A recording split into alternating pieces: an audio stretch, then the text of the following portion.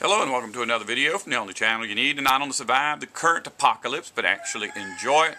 And today's video is just going to be me explaining where I've been. I haven't made a video in about 3 months, and a lot of people are asking me about things, you know, what if anything was wrong, and no, nothing is wrong, really.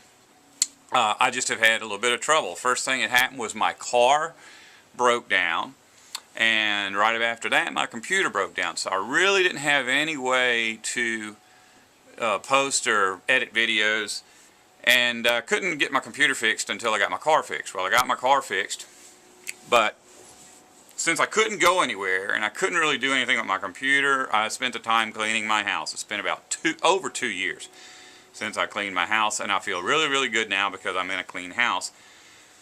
But when I got my computer fixed, I fixed it with a different operating system called Ubuntu. And thank you to whichever subscriber recommended that to me, because I really love it. I just have to figure out how to use it. In fact, I can't even figure out how to enlarge my text document, so I got to use a magnifying glass to read this thing. And I've already told people I have really bad eyes. But anyways, when I did fix the computer, all I could do is browse the web and respond to messages and send and receive emails. But I spent that time doing research for a video that I've been wanting to do for a long time, that I knew was going to take a lot of research. And I've been working on just one aspect of this video for 2 weeks now, and it's going to probably take me another 2 weeks to figure it all out. And the reason for that is, well, if you're watching this video, you know I probably am able to upload video now. But anyways, the video that I want to do is about the book of Revelation.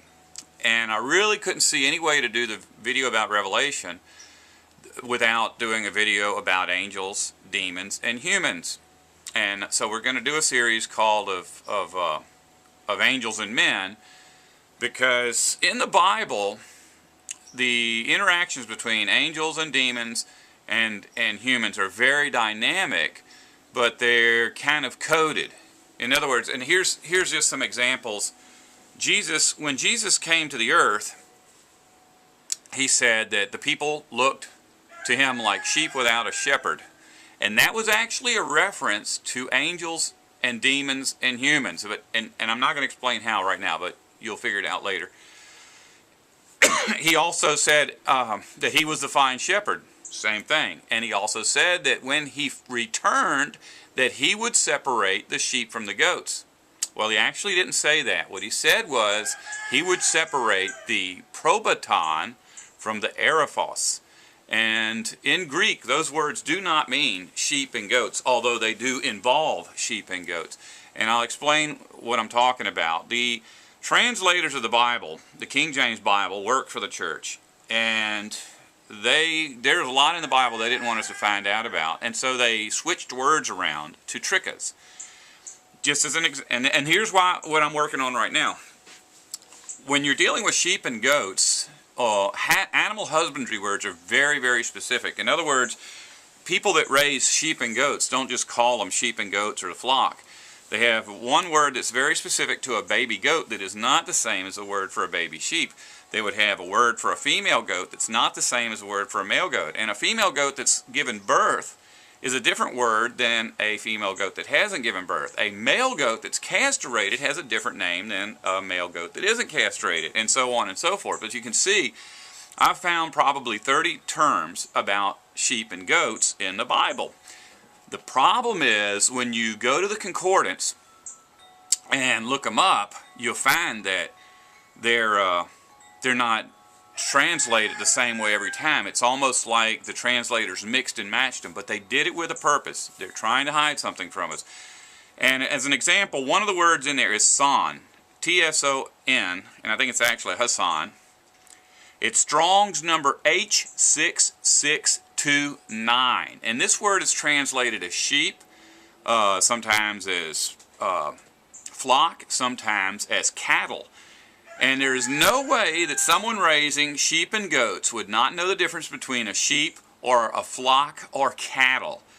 So it can only be one of those. So what I'm doing is I'm taking every single word in the Bible that has anything to do with sheep or goats or cows or shepherds or the housing for flock animals, and I'm comparing them. And right now I have downloaded and copied and pasted and written about 1,000 scriptures, because I'm trying to do some detective work here. I want to find out what really is a goat and what really is a sheep. What is the difference between a young female and an old female, because all of this comes into play later. Every time sheep and goats are spoken of metaphorically, they're telling us about interactions between demons, angels, and humans, and these are incredibly important to understanding the Bible. So, and just as an example, I'm not just throwing this out there to try to fit my agenda. I'm actually trying to learn the truth. I'm trying to find out what these words really were. And it goes very deep. I mean, I'm having to go into Arabic dictionaries and Greek dictionaries and Hebrew dictionaries and try to find modern words that somehow compare to these ancient words. And just as an example, this is a simple one. It's easy to understand. There's a word called Gedi. In Hebrew, it's Gedi. And we're told several things about it from the concordance, that it comes from the word for female goat, or that it's a goat, or it is a baby goat, or it is a baby male goat. Well, from reading it, everywhere that it appears, I can put together different aspects that are obvious from the scripture to find out, exactly what this is. So we have one scripture that says, "Do not boil a Gedi in his mother's milk." So from that you think, well, if it's young enough to still be nursing, it must be a very young goat. And if they call it his mother's milk, then this goat would be male. A Gedi would be male. But when you look it up in the Hebrew, that scripture does not say that. It says, "Do not boil a Gedi in its mother's milk." The his was just added by the King James Bible.